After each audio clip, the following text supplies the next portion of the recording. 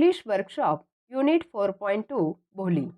विद्यार्थी मित्रांनो, आपण तुमच्या पाठ्यपुस्तकातील भोली या पाठावरील इंग्लिश वर्कशॉपमधील प्रश्न अतिशय सोप्या पद्धतीने कसे सोडवायचे हे पाहणार आहोत.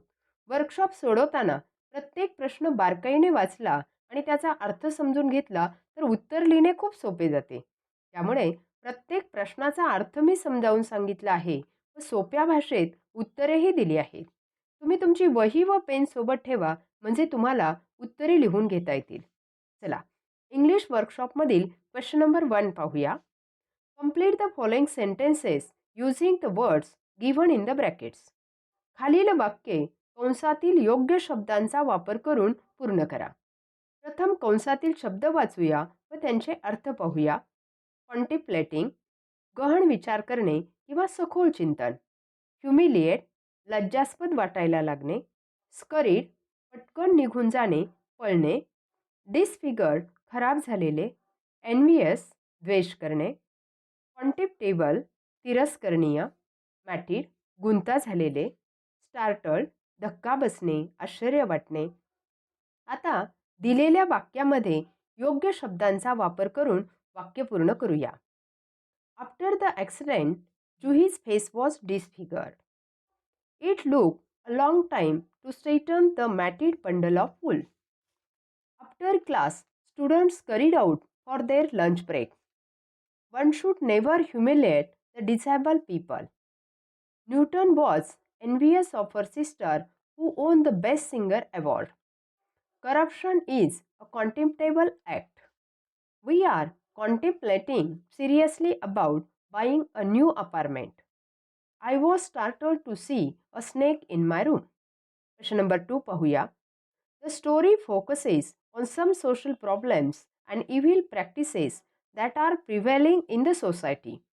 ही कथा समाजात प्रचलित असलेल्या काही सामाजिक समस्या आणि हानिकारक चालीरीतीवर लक्ष केंद्रित करते.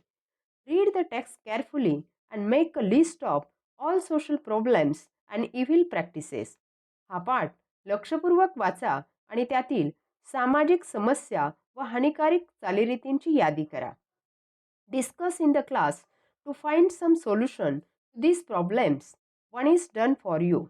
या समस्यावरील काही उपायांविषयी वर्गात चर्चा करा. एक करून दाखवले आहे. Social problems and evil practices. सामाजिक समस्या आणि हानिकारक चालीरीती. प्रोबॅबल सोल्युशन्स. त्यावरील उपाय. चला, आता आपण प्रथम पाठ्यपुस्तकात दिलेली समस्या आणि त्यावरील उपाय पाहूया. Discrimination between a boy child and a girl child. मुलगा आणि मुलगी यामधील भेदभाव. याच्यावर सोल्युशन काय सांगितलंय? Both must be treated equal in the family, at school and in the society. आता आपण इतर समस्या व त्यावरील उपाय पाहूया. The system of dowry. हुंडा पद्धती. यावर काय उपाय सांगता येईल बरं? Dowry should be abolish. Girls must be given good education and become financially independent. Child marriage. बालविवाह. Strict legal action against parents.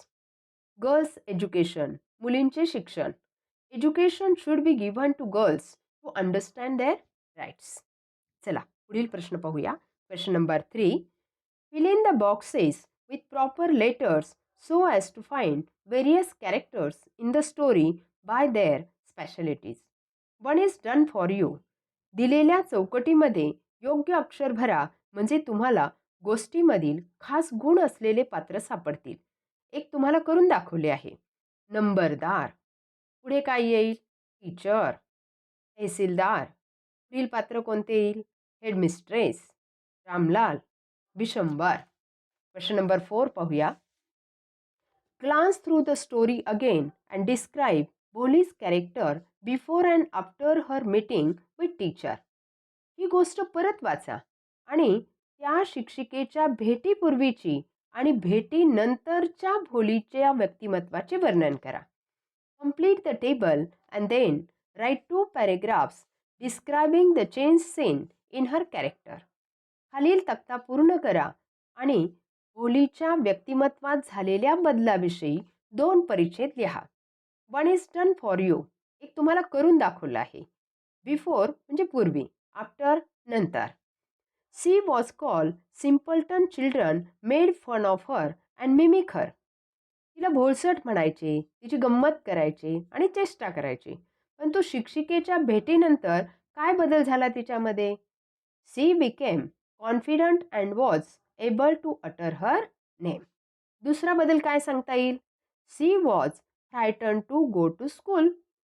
मग काय बदल झाला तिच्यामध्ये? She started liking school. She had no hope in life. She anticipated a better life and was full of hope. She couldn't take her own decision. She could take her own decisions of her life only because of the confidence her teacher had given. यापेक्षा वेगळे बदल देखील तुम्ही लिहू शकता. चला पुढील प्रश्न पाहूया. Question number 5. Find synonyms from the story for the following words.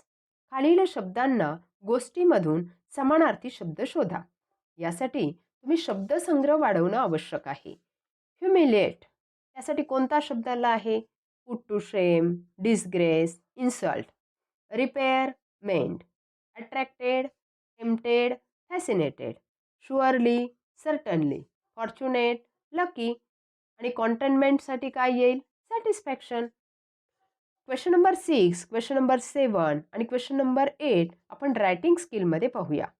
आता तुम्हाला या पाठावरील इंग्लिश वर्कशॉपमधील प्रश्न कसे सोडवायचे हे चांगल्या प्रकारे समजले असेल.